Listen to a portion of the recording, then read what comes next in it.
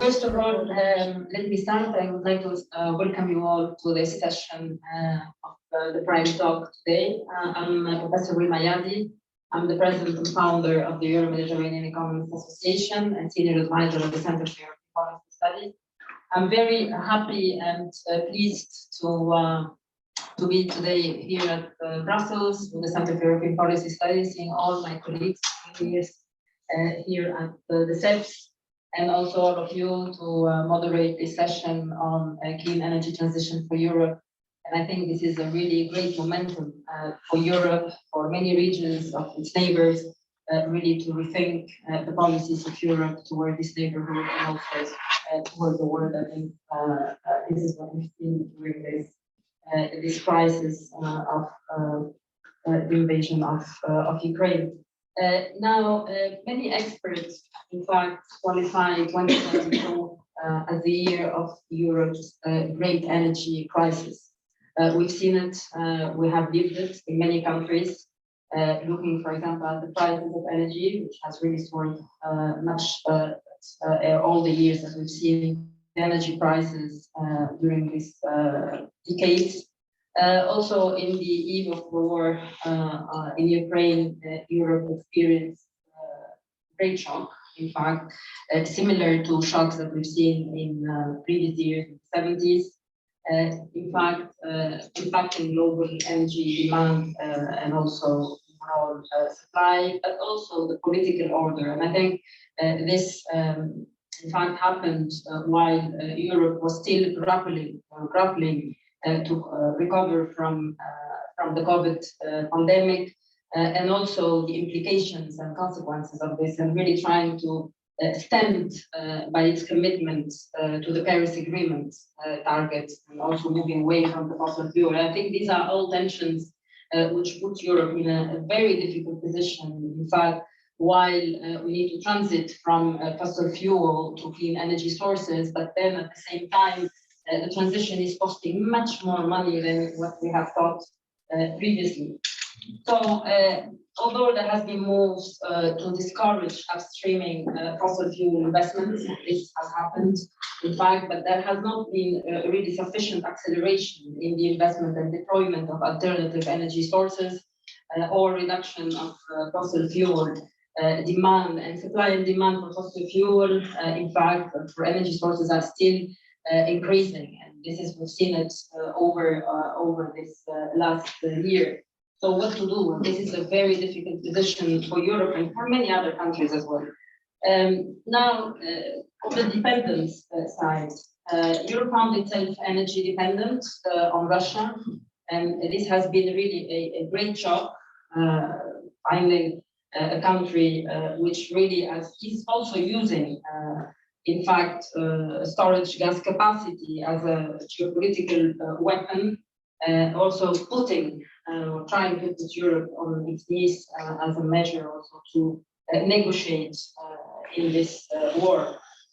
Now, besides this, deplorable increasing of energy prices, we've seen it everywhere. I mean, the increasing energy prices is felt in every country, in every capital in Europe. And not only this, but this has impacted the level of inflation, not only in Europe, but in other countries of the world, for example, the Mediterranean and Africa, and also on basic products. And this is not only on the energy sources, but also on the food prices, which have increased dramatically. Now, Europe, of course, is very close to Mediterranean and Africa, and those countries have also been largely having difficulties in the COVID pandemic. They don't have the same fiscal space like European countries, and some of them currently are not only pre-defaulting, but also are having very difficulties on how to deal with over-indebtedness, and some of these countries are even near failed states, which even makes the situation of them much more complex to really manage their economic or short-term economic priorities, but also medium-term and long-term priorities. For example, how to transit from fossil fuel to clean energy sources. And this is really, in some of those countries, not at all their priorities. And they are really having issues to deal with the economic despair and social despair of their population. At the same time, there is very little safety net to really support their population and really to resist to this external economic and energy shocks. So, in fact, the progress to move from extractive to clean energy sources is at best abysmal. I mean, we have seen, of course, a lot of commitments, but those commitments, in reality, they haven't been really put in practice. We've seen it, for example, that many countries are not really complying with the Paris targets, and some of the countries are putting this Paris target off track. And I think this is a little bit what we have seen in the COP27 in Sharm el-Sheikh, where despite very high expectations, there has been a great disappointment to move the planet into a cleaner future. And this disappointment has been really expressed forcefully by the European Union, but also by many other experts, independent experts who are really moving into the thinking that we need to move into cleaner sources of energy and completely change our economic models from extraction to much more circular and much more cleaner energy sources. But this means also the need for more technology, more or lower prices for this technology, but then at the same time trying to move into wind, into solar, to other type of clean energy sources, and also storage. And this is also the biggest issue, and also in terms of the infrastructure and the pipeline. Now, amidst all this development, Euro-Mediterranean Economics Association, together with the CEPS, is officially launching our new book on Europe after the war. It's really touching many of these discussions, including energy, including logistics, including financing, and all of these are really very much interconnected. So with my co-authors, which I would like to thank, I couldn't be with us today, Paolo Garona, Professor of Political Economy at the Lewis University in Rome, Goran Svilunovic, who is a politician diplomat of Serbia and former Minister of Foreign Affairs before, and other experts who have contributed to this book. So we can, the book is freely accessible to everybody. My colleague, if you are interested, my colleagues can share with you the links. Now, our main point in this manuscript is to say that Europe must enhance its economic and financial cooperation for pan-European, Euro-Mediterranean, and Euro-African cooperation. So really looking at its neighbors. So this is really a corollary of its investment plan and its external action. This is the new investment plan of the European Union for external action, but also in close collaboration with already the institutions that are working on it, for example, European investment banks and also the private sector. So no investment, in fact, can create value if it's not really co-designed with those countries and with those regions. And I think we need to think a little bit further how to engage them realistically into really absorbing these investments in these countries, but also full commitments of the private and the financial sectors. And these are very important players in reality to ensure that these investments are also leveraged and are also bringing much more value into these economies. Our idea also is to have a much more enhanced partnership with the Mediterranean and Africa. Of course, the Mediterranean and Africa is not a homogeneous group, and we will see it. But then at least to have a strategy how to homogenize these partnerships, particularly, for example, in terms of the co-design of Euromed and Africa, eventually Green Deal inspired into from the Green Deal that benefits, in fact, for all the regions and make what I call, what is already called a just energy transition really a reality, not just a wishful thinking. But also, the third point we mentioned in our book is the close coordination with international financial institutions. Today we have the World Bank with us, but also the IMF and the use of the SDRs. I think there has been a lot of discussions about this use of SDRs in Africa and the Mediterranean, but yet there's a lot to be done in that respect. Also having a long-term or a longer-term view on how to how to stabilize those countries that are really grappling into scenarios of default, also how to transfer technologies, particularly technologies for green energy and electricity, infrastructure and sustainable entrepreneurship and SMEs. And these are all points which have been put very forcefully in the investment plan of the European Union, which I think for the moment, this is a plan, but then will it really be achieved? This is the question that everybody will ask. Now, this is really a great moment of the history of Europe to rethink its partnerships towards its neighbors. And there is a great opportunity. Again, 10 years ago, I remember I have said this in the Arab Spring, where also Europe had an opportunity, great opportunity, but I think missed it. Hopefully this second opportunity will not be missed. And then in the 10th edition of the CEPS Ideas Lab, also trying to seek light from the darkness as the topic of this conference. I'm very pleased to have this discussion of this panel today on the green transition. And I have three great experts in their own fields. So I would like to welcome all the panelists who have confirmed their participation today. I'll start with Assaad Saab, who is Senior Advisor of the Observatoire Mediterranean and Arica on this night. Thank you very much for being with us, Assaad. Second, Marc Sadler, who is the Program Leader of Sustainable Development of the World Bank. So thank you for being with us.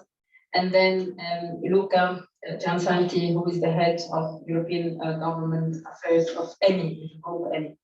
So I would like to start right now with the first question to Assaad. So how do you see the trends and opportunities in the Mediterranean and of course North Africa that we'll focus on?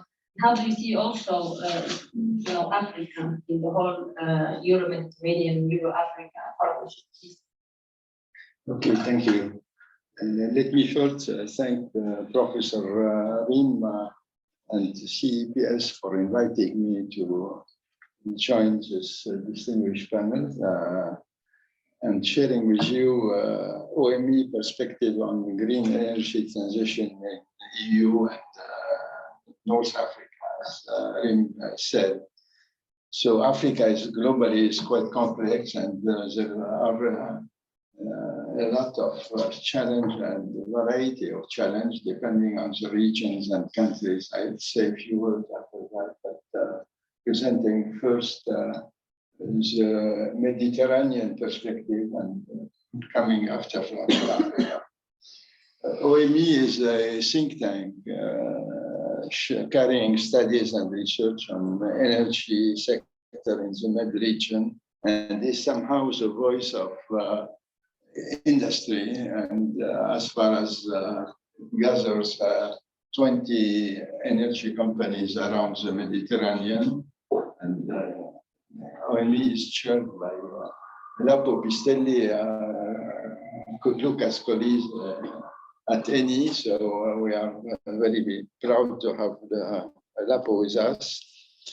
So for answering your question, Rym, I'll try first to share with you some message and lessons from our modeling work at OME, and based on a demand model. It is an in-house model, econometric, and it is quite similar to IEA model. So this kind of results are based also on data coming not only from countries, but even from companies. So it is a bit more independent in terms of for providing a kind of neutral view on the whole. These results were presented at COP27 in Sharm el-Sheikh last November, and they are available on website of OME. So you can on OME.org, you can have also the Mediterranean energy perspective as a whole if you're interested. I am going to focus on three main challenges we observe from this modeling results. The first one is on energy demand and energy mix side. Over the past 3 decades, energy demand increased by 43% in the Mediterranean region, and it would increase by 30% to 2050. To achieve a net carbon future by 2050, a huge challenge is when considering 130 million increase in population in the south, coupled with a doubling of GDP prospects over the same horizons. So it is not just the level of demand that needs to be brought down, but also the fuel mix that needs to improve drastically. The change in the mix and the decrease in energy demand overall will be driven substantially by electrification of most end users, with electricity accounting for 56% of total final consumption by 2050. And currently it is just 22%. So the challenge is very big on that side. So in a net zero carbon future, renewables will need to step up from 20%, from 12% right now to 57% by 2050.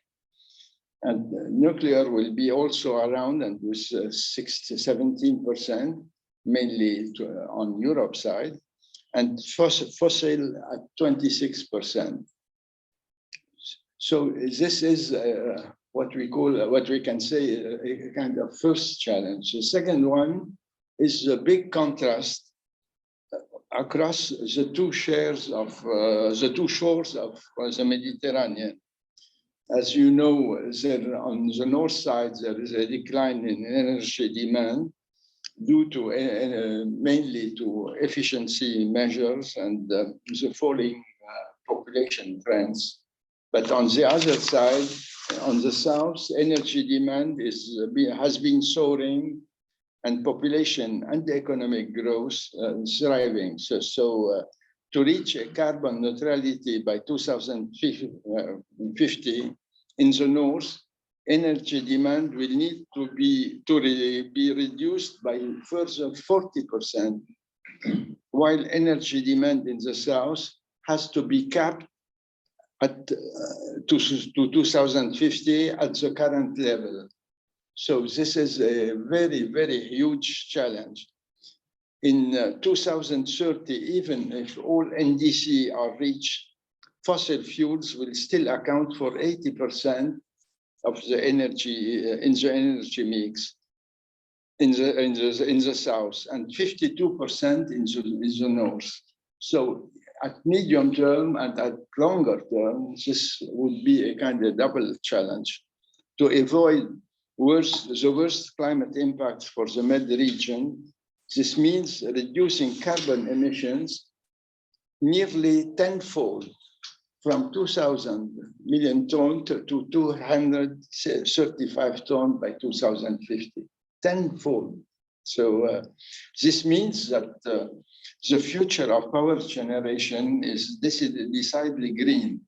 Renewables account for right now in the power sector of almost 28% of total power, and they are expected to reach 78% by 2050. Both North and South Med countries will need to deploy the potential extensively, so to keep with this kind of objective. In addition, the deployment and upgrading of transmission and distribution network will also be a key challenge. The third challenge, I am saying that under the control of the World Bank, scaling up the energy transition in the Med in line with the net zero emissions will be costly. To reach carbon neutrality in 2050, the investments needed would exceed 6,700 billion euro to achieve climate goals and energy security in the region. 6,700, so almost 250 billion per year. So half of the investments will be needed in the South, Med alone, targeting not only production, but as well energy savings and efficiency measures. The power sector will account for nearly 40% of the required investment. Over a quarter of this will be for transmission and distribution networks and electricity storage.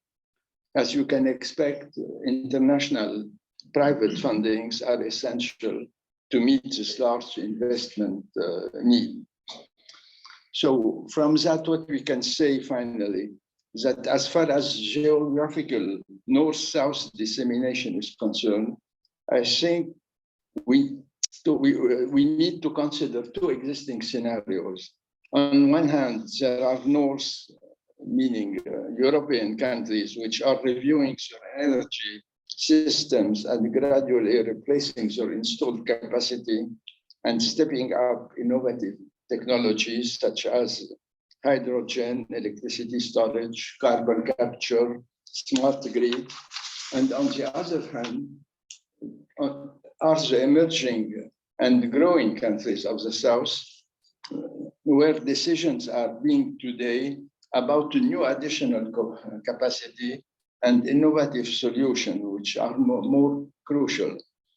In OME view, it is precisely here that the true potential lies.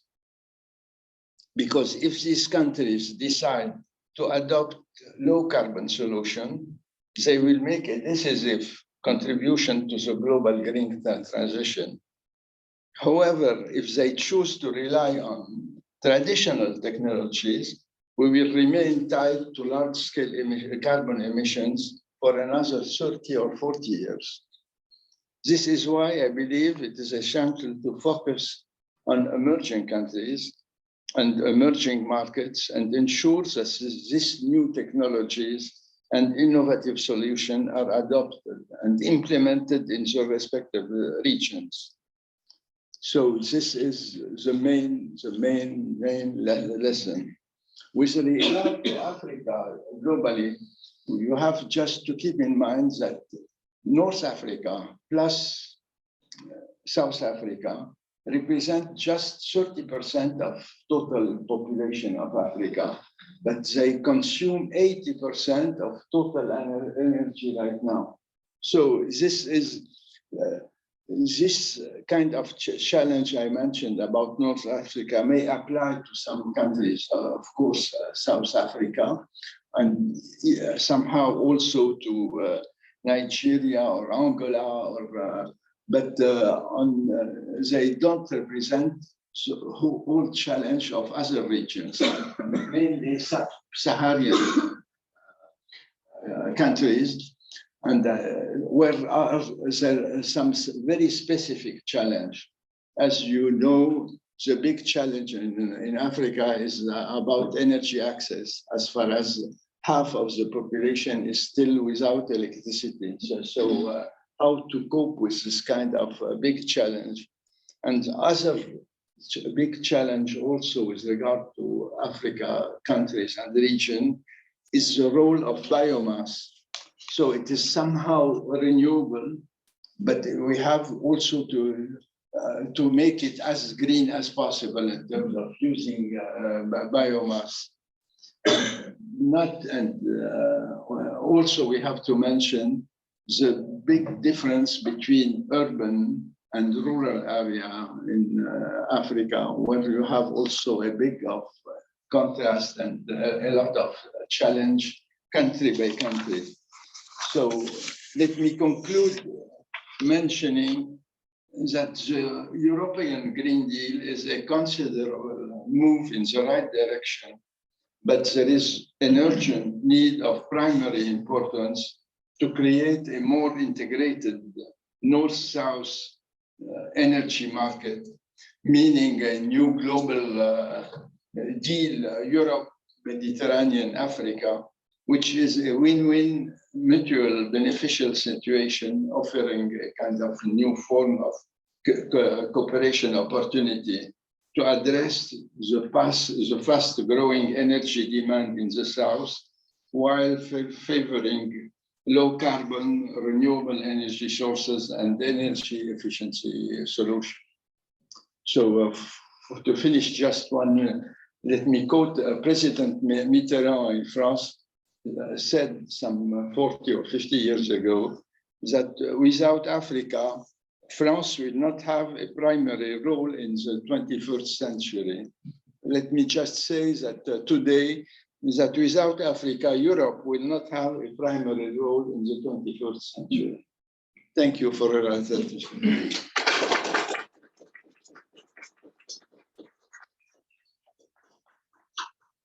Thank you very much, Assaad. I think this is very much in line with our conclusion in the book that we need to have a much global deal for Europe, Mediterranean, and Arica. And beyond this, and based on your experience, do you think there's still a possibility to find the solutions and to cope with the challenges you mentioned after 2050? I think, of course, if what we call, we need a kind of global work, not only to keep it theoretical, meaning we have to work hand in hand with African countries and with Southern countries to help them to implement and be sure that the technology, the new technology and new solutions are really implemented. So it will need, of course, expertise, but it will need also money, of course, and a big financial help coming not only from financial institutions, but also to make also private investments also concerned about that investing in new technology and new solution in the South, in Africa, it is also a kind of win-win situation for the North. So definitely it will need this kind of move in that direction. But also you mentioned 200 billion investment per year at 2050. This is a huge amount. Do you think countries in Africa and the Mediterranean can absorb this type of investments? The investments is a big part will have to come from private investments, of course.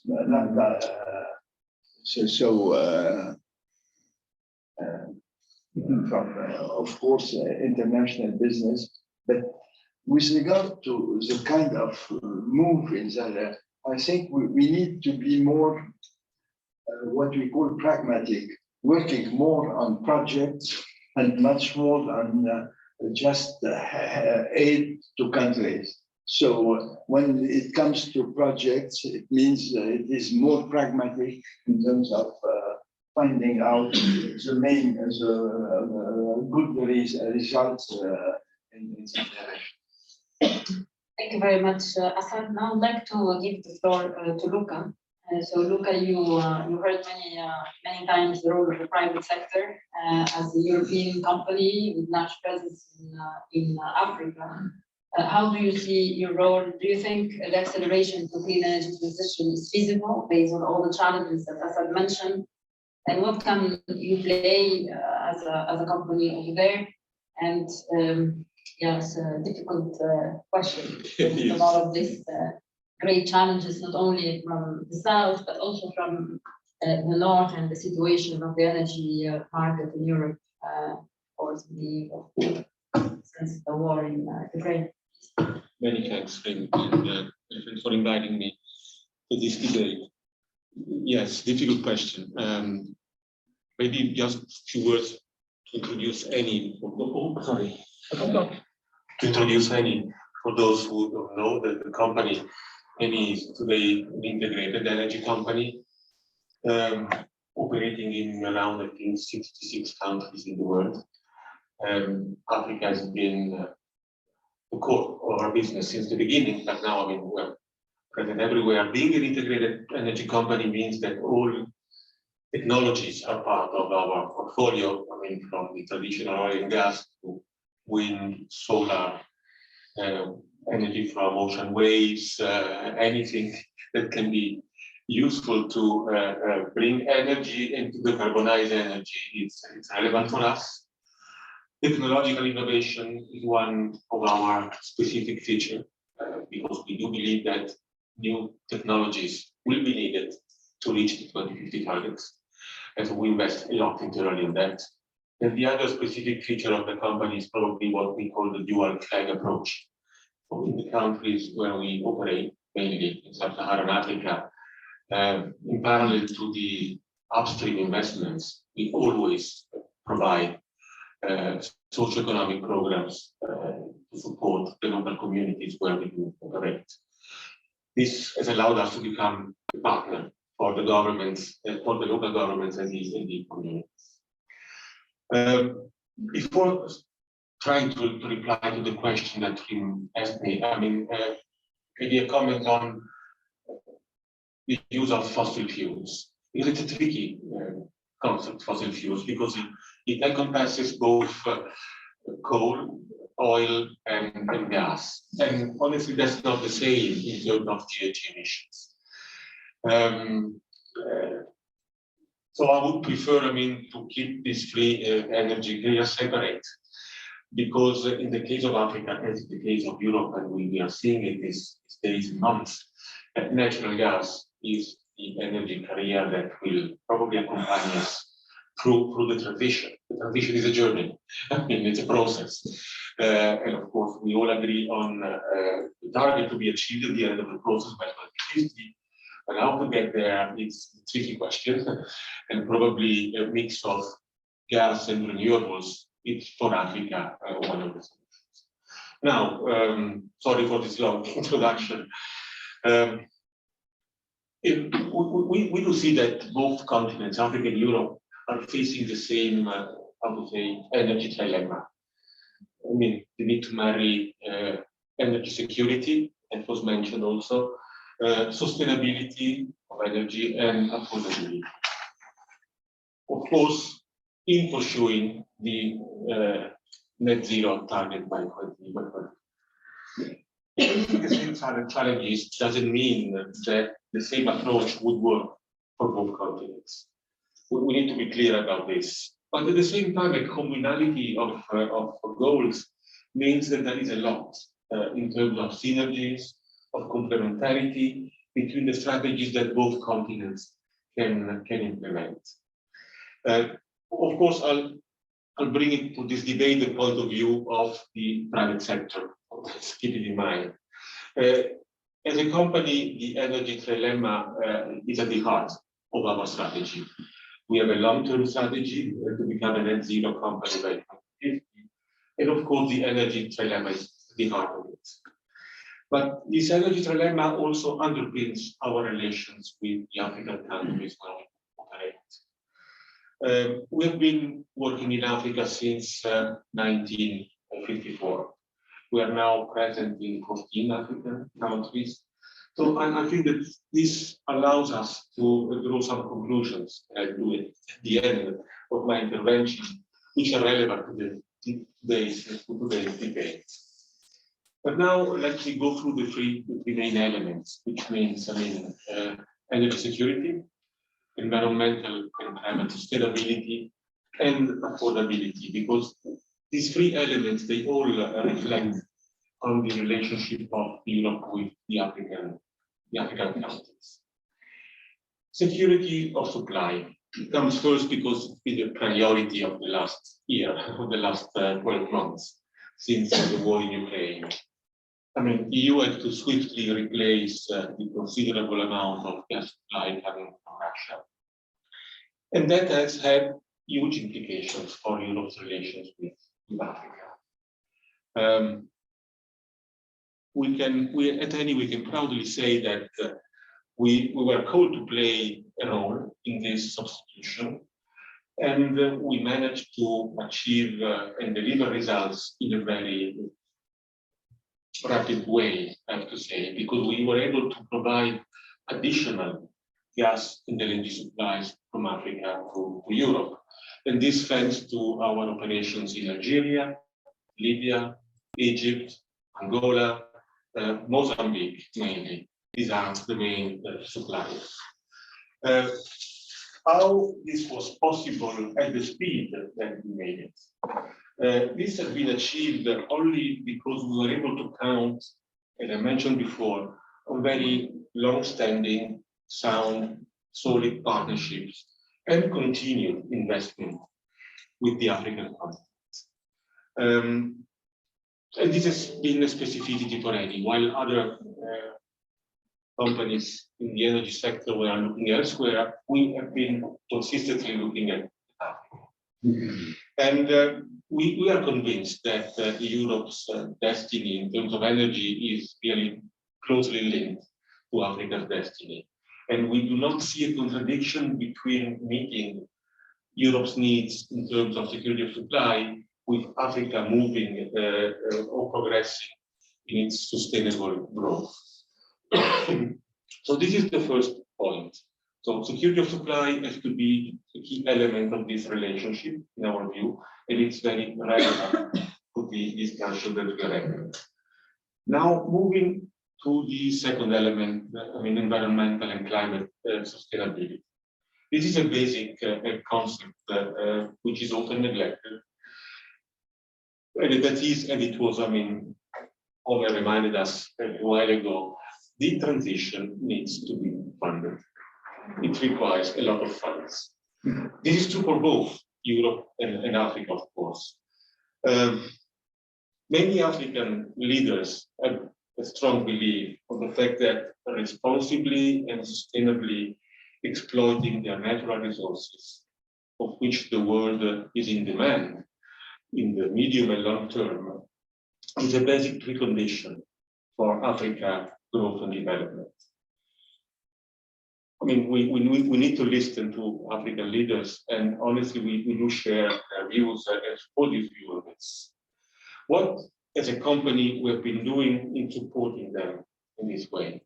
First of all, we were able to be very quick in developing projects and in bringing them to market. So the time to market in any project is really very, very short.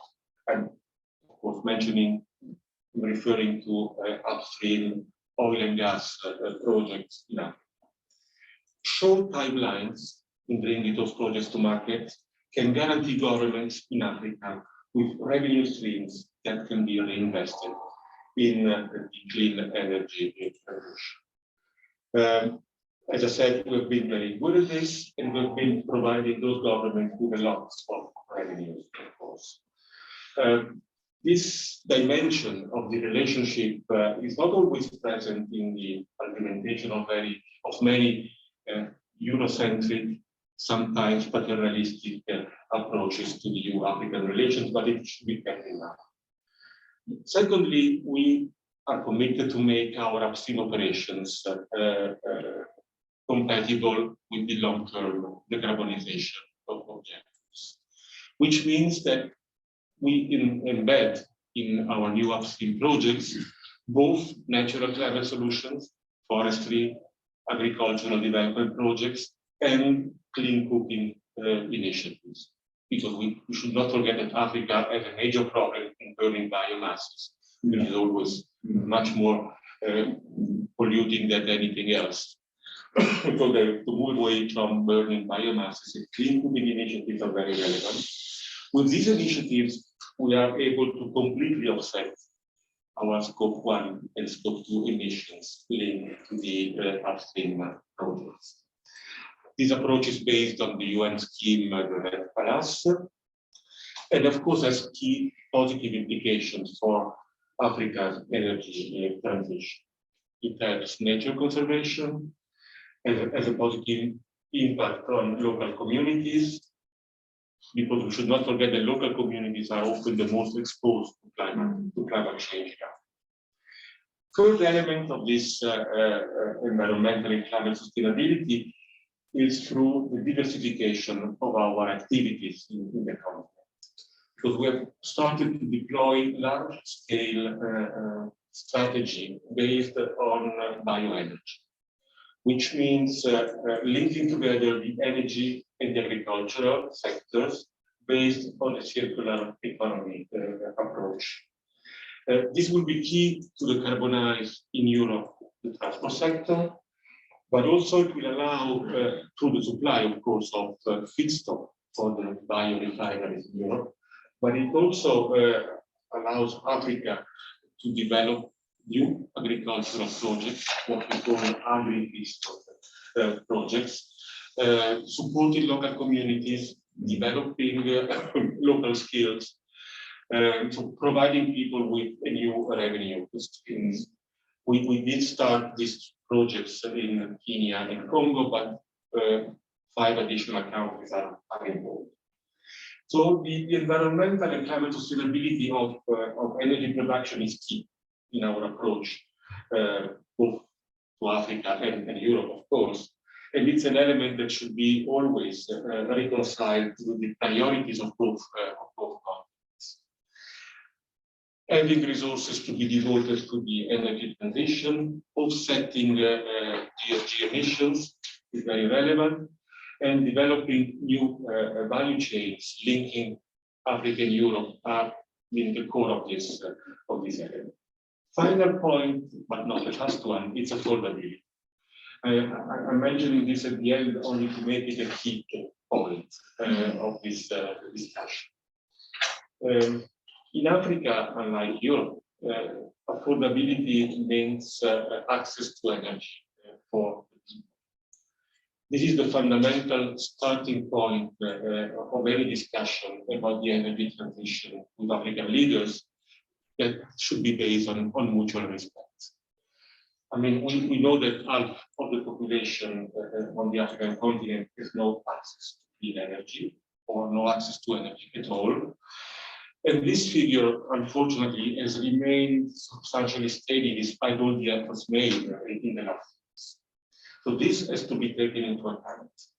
So another point of our specific approach to Africa is that compared to other companies, what we do is that since the 50s, we abide to committing considerable volumes of the energy that we produce in those countries to devote those volumes to the local market. In 2021, I think that roughly 85% of the gas that we produced in these countries was sold to the local market. This means that we are a very relevant energy provider of the kind of energy which is not today climate neutral, which is much better of the energy carriers that these countries are using. And so it's a very important element for a win-win strategy. Now, circling back to the question that you put at the beginning, let me try to draw a few conclusions from our experience. Because, I mean, in order to accelerate the energy transition in Africa, what should be done? First of all, start from an understanding of Africa's need to provide access to affordable and sustainable energy. That's key. So we should build the partnership with Africa on a relation of mutual respect and understanding of their needs.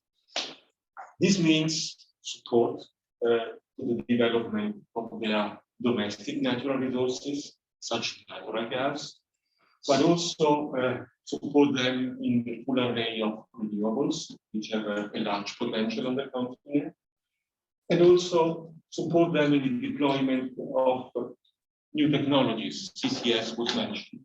We do also invest in CCS in both Europe and Africa.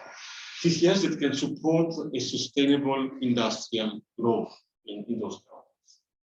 Second point, we need to leverage on the common goals that we share when it comes to energy. in the recent year, in the last year, this has meant, on doubling down on Africa as an energy exporter, supplier to Europe, in order to match our immediate needs of natural gas. But in turn, this is delivering revenue streams for African governments to be used to fund the transition, among other things. Last point is to diversify energy-related value chains, looking at bioenergy in particular, which links, as I said, energy and agricultural sector with a circular approach. And these bioenergy projects, they could deliver major local development opportunities to Africa, and they also support the transition, the energy transition on both continents. Thank you, Adrian.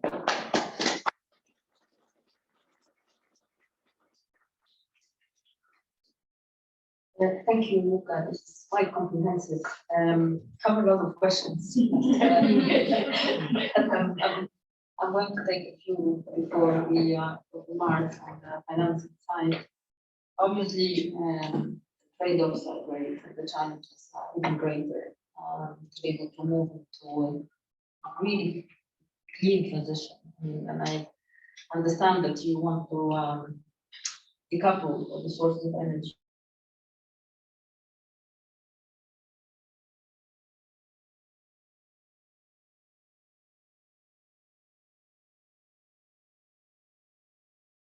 This means that eventually we need more research to understand what it means in practice in terms of the pollution level. But the second point I want to raise with you on the environmental and climate sustainability that you have alluded at. Of course, there are many initiatives to achieve some sort of sustainability, whatever this means. I think the more I hear about it, I think we want to put the definitions far too high, but in reality we're reaching the limit. What is your view about the greenwashing? I mean, obviously, many initiatives, maybe innovative or not, they go into this stream of greenwashing. We have even discussed it very much at EU level, banking authority perspective. There has been a consultation by the European Banking Authority on greenwashing. It's a real thing. So what is your view about that? Greenwashing is not an easy question. I can only speak about ourselves and our company, not about others. It's I think the main argument against these accusations of greenwashing is having a credible, solid, step-by-step strategy that will transform the company into something completely different from what it is today by 2050, but still being there, providing blue, green, renewable products to our clients. Having such a solid strategy, and we're proud of the fact that, our strategy has been assessed as being credible and solid by third parties, so not by us, like Volkswagen and others, who rank first. In the solidity of our long-term decarbonization strategy is the main argument against this greenwashing accusation. Then along the road, as I said before, the energy transition is a journey. And along the journey, as we are seeing Europe has been called to accept over the last year some short-term trade-offs, to cross some red lines, provided that, and all this is acceptable, provided that the long-term goals is kept. So it's really making the short-term needs and the long-term goals compatible. That's a real challenge. And we honestly strive to do that. That's the only way of doing this. Then, greenwashing sometimes is also brought forward by ideological views. But when you look at what is really needed to decarbonize, and we do believe that any available technology being able to decarbonize has to be used to reach the end, because otherwise we will not make it. With this pragmatic view, I think that That's a way of looking at things. If I may, a short comment on fossil fuel again and gas. You're right. What do we mean? The fact that the industry has been more and more speaking about gases, not anymore natural gas, because with gases, I mean, you have to decarbonize natural gas, you have renewable gases, you have to reduce and bring to zero methane emissions and all this. So there is a lot that you can do with gas in order to make it cleaner and to make it really an ally in this journey towards the transition. We do a lot of these initiatives in Africa.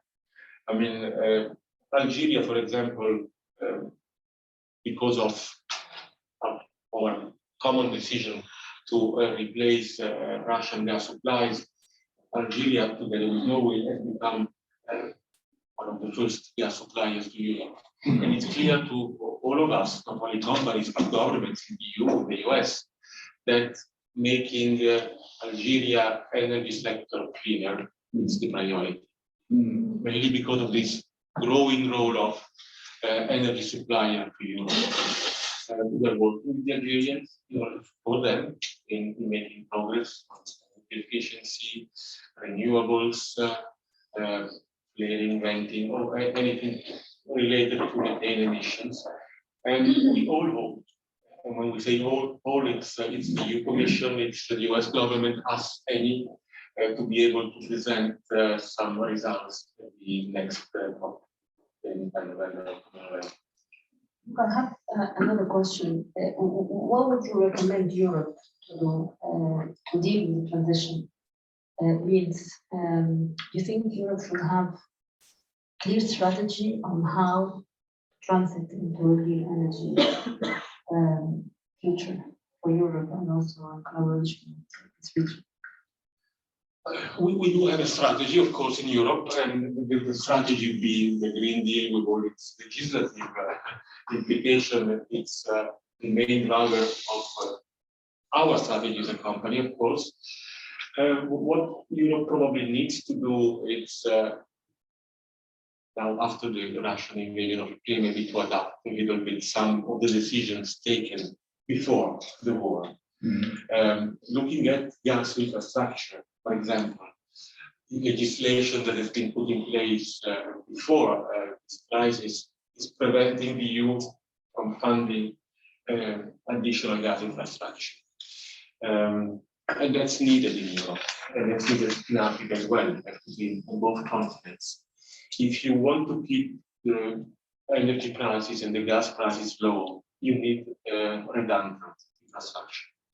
In terms of regasification pipes, liquefaction, regasification pipes. Spain is a clear example of this. They have redundant infrastructure of gas, and prices are much lower there than in the rest of Europe. We need to do the same also because gas flows in Europe have changed dramatically. All our infrastructure in the continent was meant to face a supply that was flowing from the east to the west and from the north to the south. Now the flows have changed. The flows that go from the west to the center of Europe, thanks to the regasification capacity in Spain, and they flow from the south, Africa, from the south of the Mediterranean to the north. This has to be met by relevant gas infrastructure.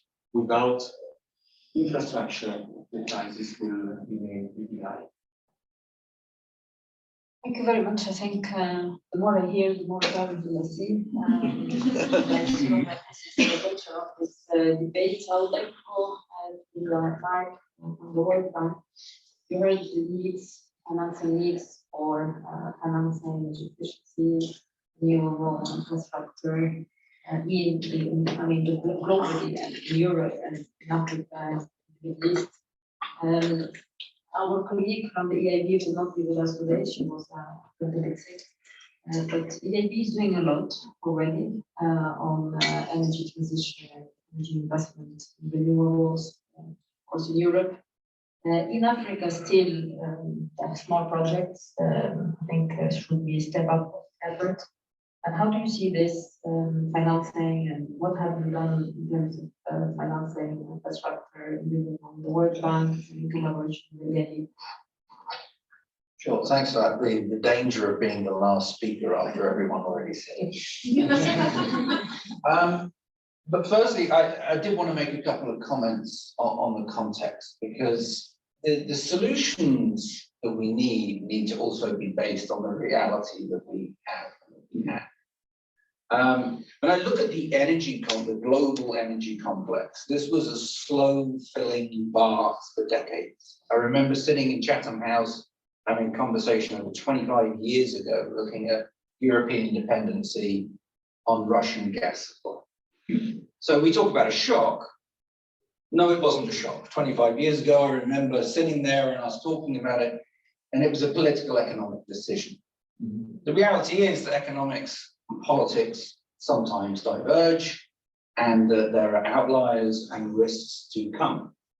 So risk management, if we're really not going to be good at deciding where we're going, if we haven't really had a good look at the decisions that were made, because now we are where we are.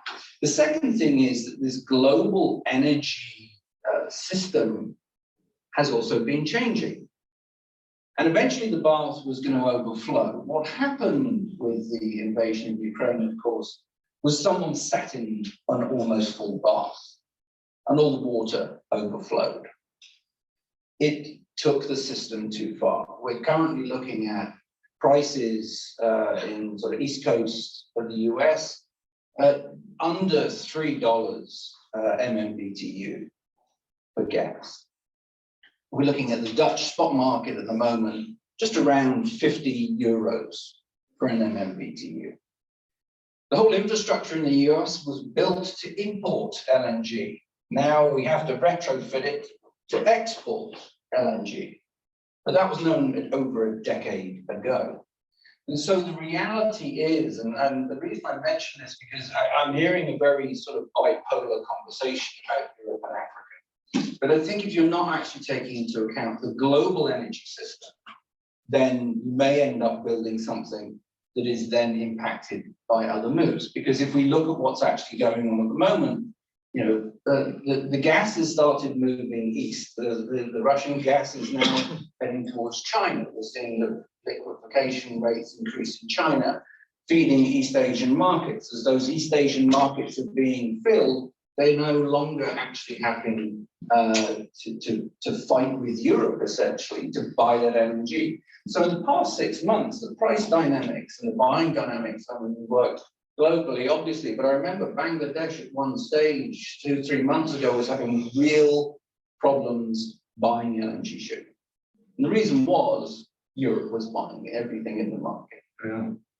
So when you're all talking about this sort of EU-Africa polarity, I think it is a global energy system. And there are some fundamental technological changes that have driven that. And that creates a lot of opportunities, but it also takes you into the new world. I like to think a lot about the new world. The new world is that if I didn't have raw materials to produce energy with, I was dependent on others. Technology now says, you don't need to have gas. You don't need to have coal. Matter of fact, if you have abundance of other natural resources, you may well be energy dependent. And that creates phenomenal opportunities. And obviously, I'm talking about renewables. And so when we look at Africa, to get more to your question, Africa accounts as a continent for 4% of global emissions. So let's put that one into context immediately. Now, obviously, if they follow a business as usual development pathway, then the African continent will grow in those emissions. But US, EU, China currently accounts for 50%. When we look at this sort of dichotomy of the conversation I think we're having here, Africa at the moment accounts for about 20% of EU imports. And part of the question that came in sort of the briefing note was, well, how do we, how do we convince Africa not to make these investments, because these could be stranded assets against. Now, this is where I put my good old economist's hat on and say, if you actually choke supply i.e. convince people not to produce gas, the price will go up. And the more the price goes up, the more the economic and financial driver is to produce more. The issue is not choking off supply, the issue is choking off demand. Because if you cut demand, prices drop. And that's where we were. I mean, let's remember where the price of gas was before February of last year.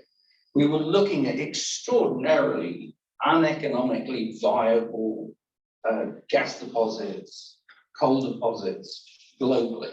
And ultimately, as we play out the current, basically, I'm an ex-commodities trader, so this is what we call the short-term market squeeze, right? It's a physical market squeeze. It's not fundamental. When we look at the fundamentals of the economics going forward, we go back to where we were. We go back to the fact that it is cheaper in almost all circumstances to produce energy using renewables than it is to actually do that via one of the three fossil fuel energy sources. So I think, and what I find really interesting was a conversation recently with the African Union when this sort of came up, stranded resources, and their point was, well, you know, ultimately we can consume that if we're not exporting it. But when we actually look at what is the demand for Africa, so Africa for the Africans as opposed to Africa for the rest of the world, yes, we're looking at, you know, less than 40, about 48% electrification access to. 78% of that is urban. That tells you a lot about what's not happening in rural spaces. But when we actually look, in the past 5 years, our investments in power generation, 95% was in renewables.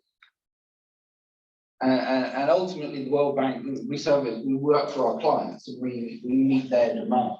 So it's an interesting signal. I mean, globally, it was about 65% of new power generation globally was renewables. The money that we lent, i.e. the money that was demanded, that countries took on, about 95% was actually for renewables. I think there are clear indicators on what that actually looks like. The bill for Africa, or sub-Saharan Africa, you're looking actually at about 200 billion to close that gap, to close this 52% gap for energy access. But in the midst of all of that, I think, you know, there's another big piece of this conversation which keeps on being missed. Everyone is so focused on supply, energy supply, and yet we are so incredibly wasteful with the energy that we consume. So energy efficiency, I mean, the EU has a couple of fantastic programs, but one specifically on the renovation way. We have seen, due to the price signals, European companies actually increasing 20% in energy efficiency and consumption. So that's for the same unit of output. So the price signal drove companies to become more efficient. And of course, this is one of the dichotomies. When energy is too cheap, we don't worry about it. We're not going to do something. Why would I invest in this? So that's one problem. The second problem, I think, is a little bit, and it goes to, I think, all development related money, is it tends to be a very binary conversation. $1 in for $1 of something purchased. And the reality is that there's not enough money. There just isn't enough money available in the public space to solve the problems that need to be solved. And so when we look at sort of energy efficiency in the EU, it's been very grants-based. It's been very much 100% grant to consumers or companies to make these changes. And I know, and I work with, I cover the EU member states, so I work with a lot of the clients. And by the way, I mean, it was difficult being a politician before all this happened. Being a Minister of Energy today is not a job I think that anyone really wants to take on. It's almost impossible because you are facing such, it was complicated, now it's complex. Of what people switch a light on, they want energy, they need energy. Hospitals need energy, schools need energy. So you have to keep the lights on, but the question is, and I guess this is one of those things that came from the south of England, so all very nautical. But one of those sort of phrases you have is that in the eye of a storm, you have to keep your eye on the horizon. Right? Because all of a sudden everything's going wrong. Sails are ripping, the boat's being hit by enormous waves, and you make decisions that may end up taking you to the wrong side of the Atlantic because you weren't really focused on where you were going. And I think at the moment that is one of these key issues. So the key issues are clear and solid policy, because as the private sector, I'm sure Amy will tell you, policy volatility is an absolute anathema to private sector investment. And here we face a challenge. And the challenge is at the moment that Europe is sending a huge demand signal for gas, not just to Africa, but to a lot of different places. At the same time as saying, but we won't be using gas later. Yeah. So that's a challenge. But in the middle of that policy challenge, it does open up this opportunity for dialogue. But I think the one thing I make, having been involved in policy dialogues probably now for too long, we talk about mutual respect, we talk about openness, but really we have to get to that point of clarity. So when it comes to long-term supply arrangements, when it comes to supporting other countries in supplying you, I'll pick on a non-energy example if I can. The impact of CBAM on a very small number, the common border adjustment mechanism for people who belong to tax wonks like me, but that means that that applies to steel and cement at the moment, but that will change because Europe is going to get tighter and tighter about carbon footprinting and what it consumes. Because the reality is, with globalization, with the way that we consume now, what is really important in GHG emissions is not really where it's produced. It's really where it's consumed. So we look at the dramatic increase in deforestation in Latin America. That was for livestock that was not being consumed in the southern cone of Latin America. It was for livestock that was being consumed in Europe and China. So whose emissions are they really? Now, Europe, of course, has realized this after 20, 30 years of actually exporting those emissions, outsourcing. Now we're looking at what happens when they come in. And something tied to that, but I think it's a good analogy, is the recent regulations as they relate to deforestation for certain agricultural commodities.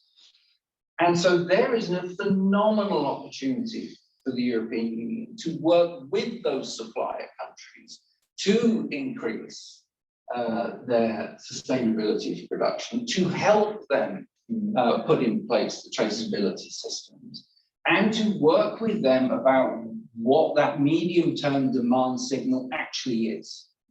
So that the Minister of Finance can start making rational decisions about where to invest capital, how to change policy to incentivize the private sector to move into the right things and not necessarily the things that we're not going to need in the future. And thirdly, how we share the benefits of that with the population. Because in the midst of all of this, the vulnerable populations have dramatically increased.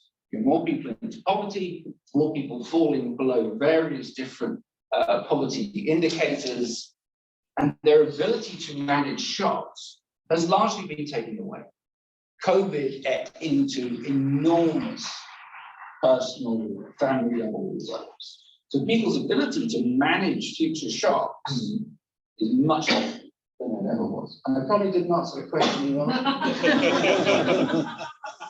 But 95% of the past 5 years, investments in power generation globally have been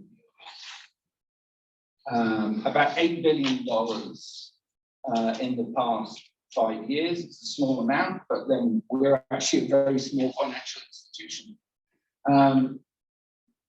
Sorry, just a clarification. When you say renewable, only solar and wind, or We actually haven't done any. We haven't done any new hydro. We have done a very limited amount, actually, of rehabilitation of existing hydro. So the last points are, everyone talks about how you produce energy, but when I look at a lot of countries, the issue is how do you transmit it and how do you manage the base load, which is about batteries. And everyone talks about, well, it's got to be batteries, but it actually goes to the hydro question, except we need to do it in the right way. But pump storage, in actual fact, there are a lot of other solutions that are out there that enable us to manage base load. The money's not going in that direction. That's something that I think the European Union and the Commission especially would be extremely helpful with in pushing some of these technologies and these approaches to assist themselves. I don't see it in member states, but also overseas, not just Africa, of course, but East Asia. Thanks. Thank you, Mark. Thank you, Ben. You talked about the demand, that's very clear. But then, besides energy efficiency mechanisms, would be eventually successful in some countries, but not in others. What are other mechanisms or policies to really reduce the demand? I think really when we speak the pricing, there's the point now. Well, I don't know. I mean, I'm not sure everyone here lives in Belgium, but I was talking to someone the other day who was saying, "God, those energy prices haven't come down." My point was, well, actually go onto the website of your energy supplier and you'll find it's come down by about 75% since Christmas. They were absolutely shocked about that. So look, we talk about the commodities market as short-term squeezes, right? Prices suddenly go up because there's increased demand on a relatively static supply. That's exactly what happened with the invasion. There wasn't excess supply of gas available from other sources, so we had everyone trying to buy the same commodity at the same time, the price goes up dramatically. So fundamentally, as we see East Coast US come online with their electrification, don't forget, 4 of those, most of their export plants actually weren't working. There was an explosion, so they weren't actually exporting during this period. So there's a lot to happen. I don't think it's absolutely for sure that energy prices will, and they certainly already not at those levels, energy prices are coming down. I have a different concern, which is as energy prices come down, people go back to sleep. And companies don't want to become more efficient necessarily. People leave the lights on, they're not so worried, etc. So, you know, I think the important thing is, in terms of policy, a policy approach to this is really education. I still don't think I'm come from the climate group, so I talk about climate vocabulary, and I've learned not to do that because most people don't understand what I'm talking about. We talk about climate bears and well, it was hot yesterday and it's cold tomorrow. But look, fundamentally, there's a huge education, and even in Europe, you know, the southern part of Europe, we were talking about demand earlier in southern Europe. Okay, let's look at the heat maps. Even under relatively normal climate scenarios, the electricity demand for cooling in southern Europe is going to go off the charts. Now, imagine what that looks like in India, in certain parts of Africa. When people talk about, well, you know, for example, in agriculture, yields will go down. Farmers will not be able to get out and field.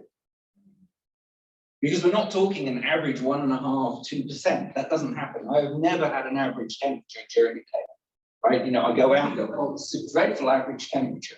No, it's the temperature that gets you, right? And so it is the peaks and the troughs of temperature. In certain parts of Africa and East Asia, you're looking at plus 12 degrees. Try go farming in that condition, right? So what happens? The animals actually die, the crops do die, farmers don't go out. So enabling, pre-planning this transition, because the transition is not just about do we shut down coal mines and turn on coal-fired power plants. How do we transition agriculture? How do we transition transport systems? Every time I drive on one motorway, I drive electric. Every time I drive on, I couldn't go in. Yeah. But all I do is spend hundreds of kilometers driving past trucks in Europe. hundreds of trucks. So the multimodal logistical infrastructure of Europe at the moment isn't there. But at the same time, you look at the US and they move 30% of the world's supply of grains down the Mississippi under relatively normal climate change. Large parts of that will not be navigable. So 30% of the world's grains are at risk of actual delivery over the next 30 years. And yet, that is not, those aren't the conversations that we're having. Ultimately, what's that policy issue? We have to plan for the long term with governments that are short term. And you have to plan across government. This is not an issue of the Ministry of Environment or Energy. It's an issue of all the ministries. Another challenge. That's great. So, any question from the audience? Yes. Please, present. Yes. Marisa Montero-Borzon, I'm here in my hat as civil society with the Humanity of Things Agency. I still drive a gas car. I had an hybrid one, then it was not possible anymore for family reasons, but also my family works in the oil and gas.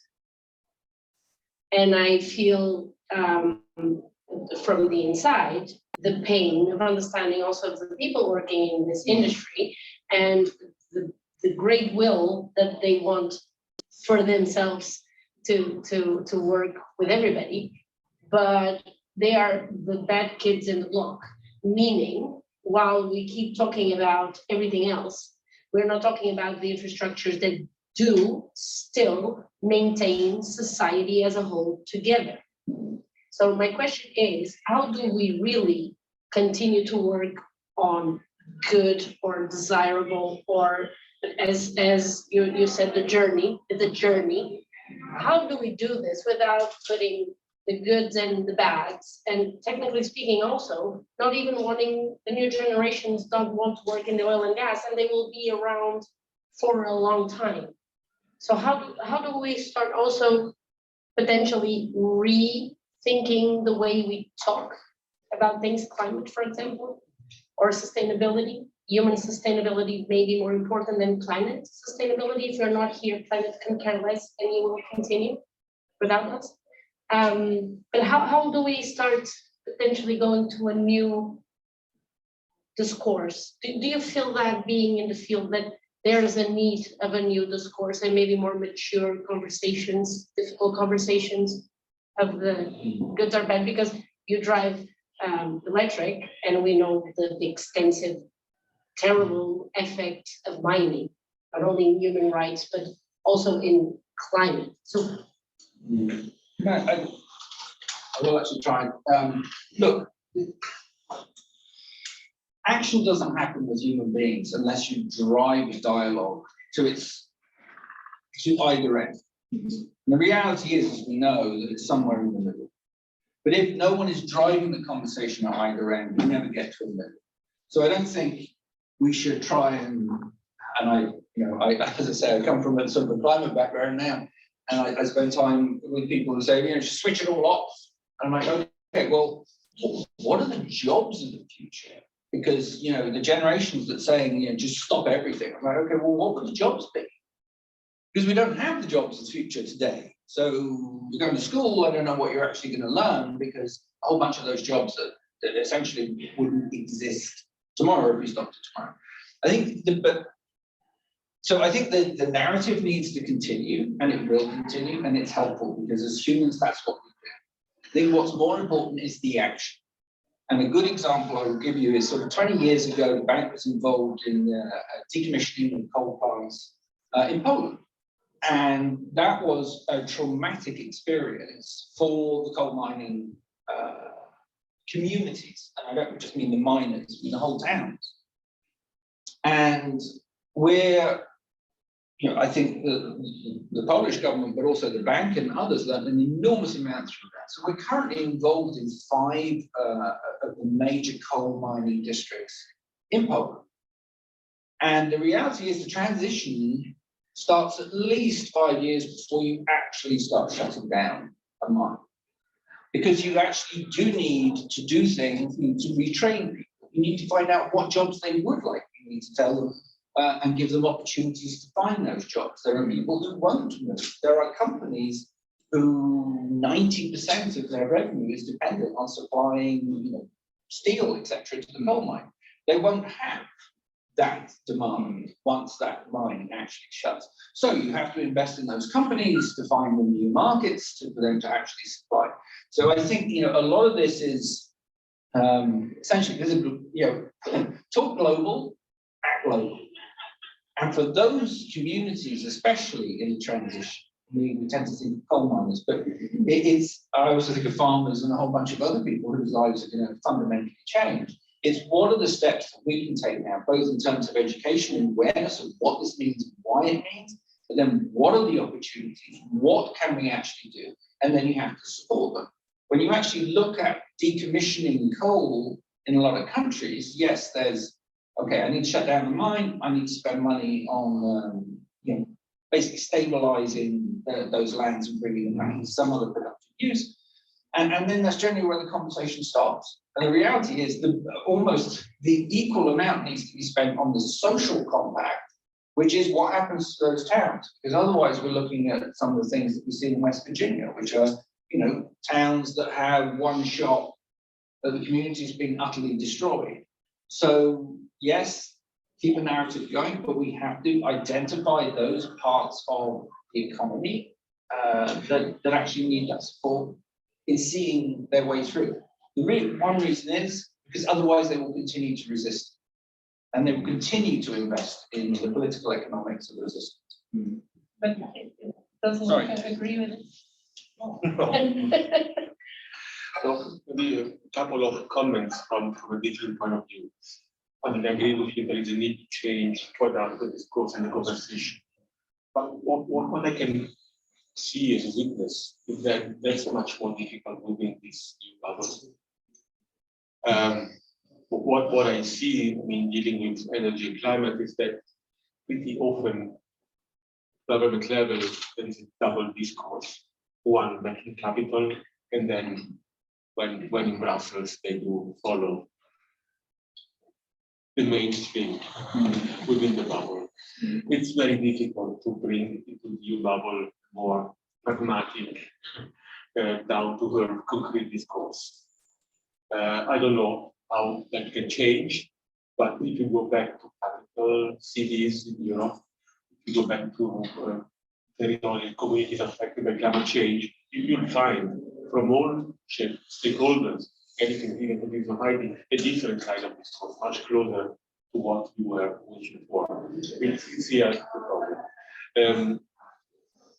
Then I wanted to maybe comment on when energy prices go up and down, if they go down, there is less incentive to move towards decarbonization. Not anymore. The EU legislation is a powerful driver and tool, mainly as far as industry is concerned, because up to now the legislation is addressing industry mainly and the production of energy and the offer of energy. This will continue.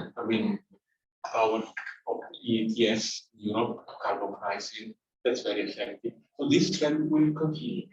And will continue also, and maybe is a case point in the sense that despite being a global company with major operations out of Europe, not from today, but from 2014 already, our direction has been given by what was coming out of the EU institutions. Our whole decarbonization strategy is based on the Green Deal. And that's how things go. So, I would not worry about that in the sense that the direction is taken, and the EU legislation is very powerful doing this. It's a real challenge to address the demand side in the sense that when you look at other sectors, transport, residential, agriculture, it's much more difficult to change minds and product behaviors there because it's very expensive. You have people, families, customers involved, and that's not the same thing. And you need there a lot of funds in order to be able to move in that direction.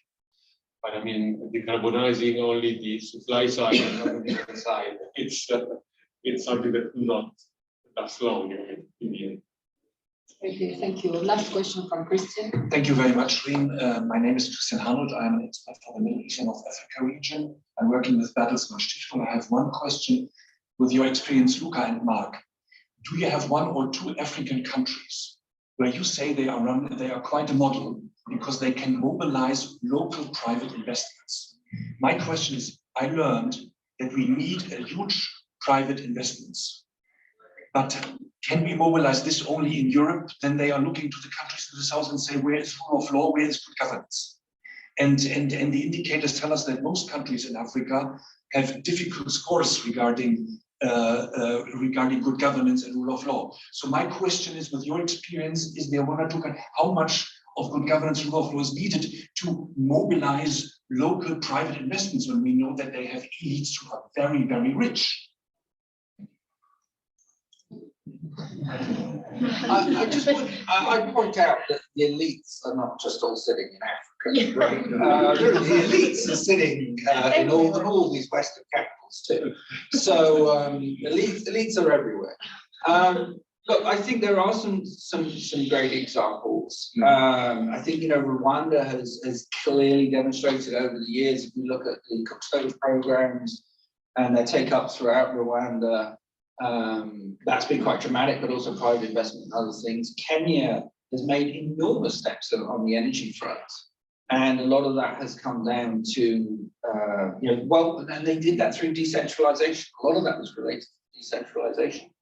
And so, and I don't want to pick on just, a small number, but I think the reality is as well,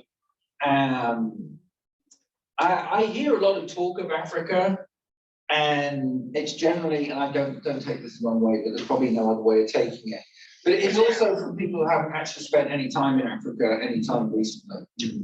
Right? The Africa that I worked with sort of 15 years ago is a fundamentally different Africa than I'm working today. And there are still a lot of perceptions that are out there. I think, if you're not going to Africa to work with Africans for Africa, probably don't get on the plane. And this is fundamentally different. If we look at the capacity of governments, if you just take simple indicators like education, where were they educated, etc., etc. All my counterparts have been educated all over the world, and they pose exactly the right questions, which is, don't tell me, don't give me 20, 30-year-old development policies. What's happening in the US? What's happening in Europe? What's happening in Indonesia? Because these are the markets that we are moving into. Yes, intercontinental politics are complex, but then, we live in probably one of the most complex cities for intercontinental politics there is. Very little to complement what Marc said. I mean, the example of Kenya, I think I agree on this.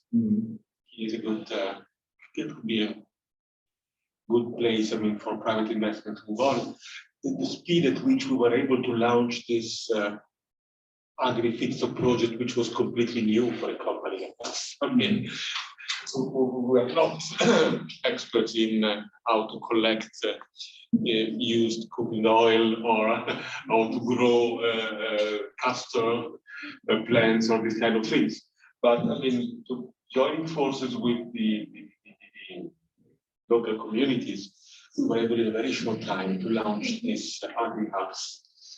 And that's an interesting thing because because when we talk about Africa, there is always a concern about employment, local employment. Are you able to provide employment to people? No, in the sense that the upstream industry is very little labor intensive. It's a capital intensive industry, not a labor intensive, while agriculture is labor intensive. So when you move in that direction, it provides jobs, revenues, support to families, local communities, but it also requires the locals to be part of the project. And we were able, again, to complement our expertise, our ideas, our approach together with local skills. And Kenya is a good example. I'm not an expert in every single African country, so I cannot mention others, but I'm sure that others exist. But I agree. Maybe may I repeat what I said previously, that really we have to have an approach not by on country basis, but more on project basis. This project is what we call, if it makes sense, being pragmatic, taking into account all with the local aspects and the regional aspects, you can find what we call the best investment approach. So it is more look at projects much more than on countryside.